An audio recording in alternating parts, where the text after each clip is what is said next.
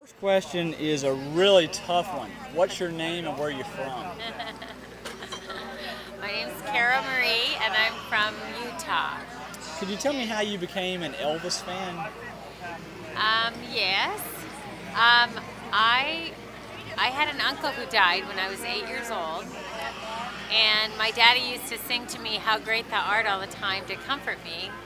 And I had seen Elvis in a couple of beach movies when I was a really young kid. But then I saw him sing in That's the Way It Is. It was a documentary of his comeback in Las Vegas when I was 12. And I pretty much fell in love with his singing. And then my parents took me to see him in concert when I was 13, and he sang How Great Thou Art, and it was a done deal. And that's when Elvis was in my soul. Is Elvis Week a regular thing for you, or is this just a rare thing? Well, I ended up here last year in a miraculous way. I shouldn't have been here, and it happened the last minute, and it was such a profound experience, I decided to come back this year. Now, you were worried a minute ago, but you look great on camera. You're a very pretty woman. Oh, thank you. Well, it's been 36 years since Elvis passed away. Yes. What is it that keeps all these people coming back year after year? It's in my book. It's called Only One King. I think it was the man's divine spirit. You know, we all have a divine spirit in us. I mean, and that divine spirit is what connects us all. And when we resonate with another person's spirit, you know, there's something familiar in us, and we're just drawn to each other. And that's why we have people that we really connect to, you know. And Elvis just had such a my belief is he had such a radiant, great spirit that he brought here in this world. And it's like the rest of us just kind of, it connects to us, it's familiar to us, and it's bigger than this world, in my opinion. So. Would you tell me a little bit about your book? Yeah. It's called Only One King, because that's what Elvis used to always say, that there was only one king. And the subtitle is The Journey Home. And then it's my spiritual walk with Elvis. And basically it's my personal story of how he impacted me on a spiritual level. And then kind of this amazing, miraculous 35-year journey I had that kind of really all these amazing people that came into my life that either knew him or worked with him or somehow were connected to parts of his spiritual life. And just all this information came to me that just started to tell me the story of his spiritual life. And I didn't really know his spiritual life when he impacted me. I used to listen to his gospel music all the time. And it was such a journey, and so many amazing things that happened. I just finally wrote it down in a book. So this is something you've been working on for a long time. Well, I mean, the journey's been going on a long time, but the book I started about 6 years ago, and I finished the first draft of it in 2005. And then my mom passed away, and she was my cheerleader, and after she passed away, I just kind of put it on the shelf, and it took me until last summer when I sort of ended up here by a mistake, sort of, and it was such an amazing experience. I just felt like I felt Elvis's spirit with me, and I just thought I need to finish this story. And so I went home and I wrote on this story every day for almost a year, about 15 hours a day. Good grief. For almost a year. That's yeah. a ton of time to spend. A lot of time, but you know, I felt like he was walking. I mean, I really felt his essence or something with me because of all the crazy things that kept coming to me and the amazing things that kept happening. I just thought he's got something he wants to say, and I'm part of that somehow, and so I'm just glad to be part of it. So that's how I feel about this story. Well, so if somebody's watching this video online and they decide that they want to I'm looking up at this guy, he's filming me, but really I should be talking to you, whoever you are. Okay. If somebody watches this and they want to know how to get a copy of your book, what do they do? They can go to my website, and it's called Buy, B-Y, not B-U-Y. Although go ahead and buy it, you'll love it. But it's Buy, B-Y, Cara, C-A-R-A, Marie.com. So buycaramarie.com, just like it says Buy Carey Marie, buycaramarie.com. All right.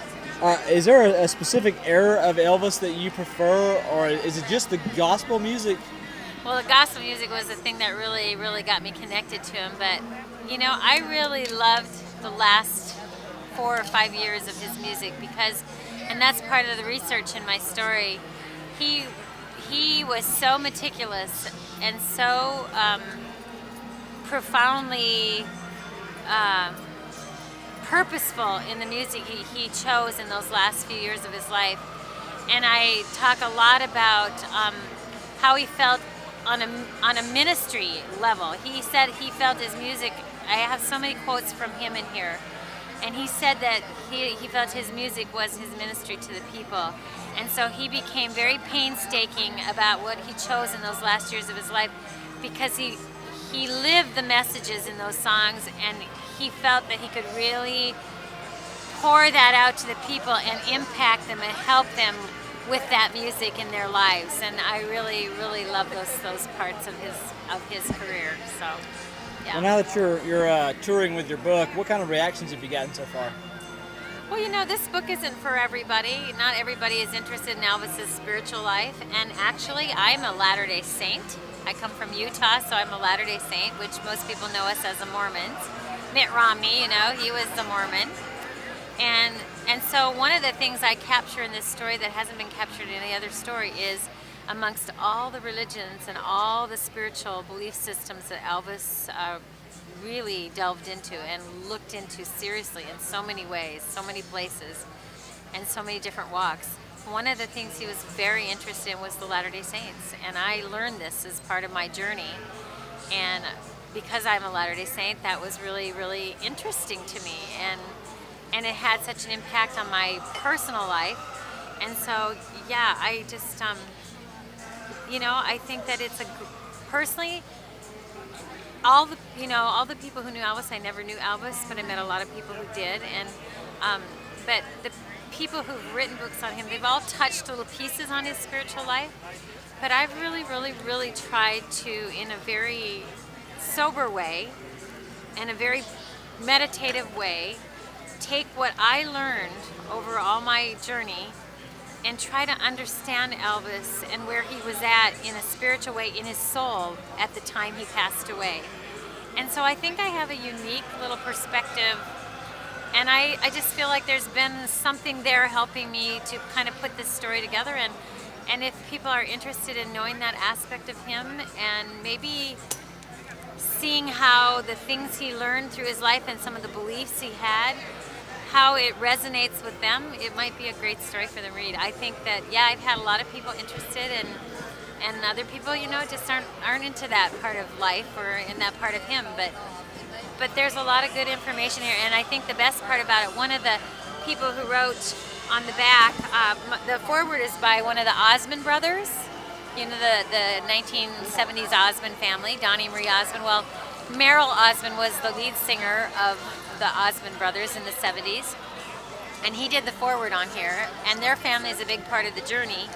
And he said some really nice things he gave me a endorsement on the back. He said, Kara's story captures a truly sensitive journey while discovering the spiritual viewpoints of Elvis Aaron Presley. Elvis's walk with faith reveals the deep affections of his Southern soul toward God, toward spirituality, and in particular toward the Latter-day Saints. It is also a powerful essay on being a genuine disciple of Jesus Christ. It is a must-read for spiritual seekers and for Elvis fans alike. And then a tribute artist said, as an Elvis tribute artist for decades, I've examined numerous books attempting to study Elvis's life. If I had to choose one book for premier insight into his being, it would be this one. Full of direct quotes from Elvis himself, it's an inspiring account.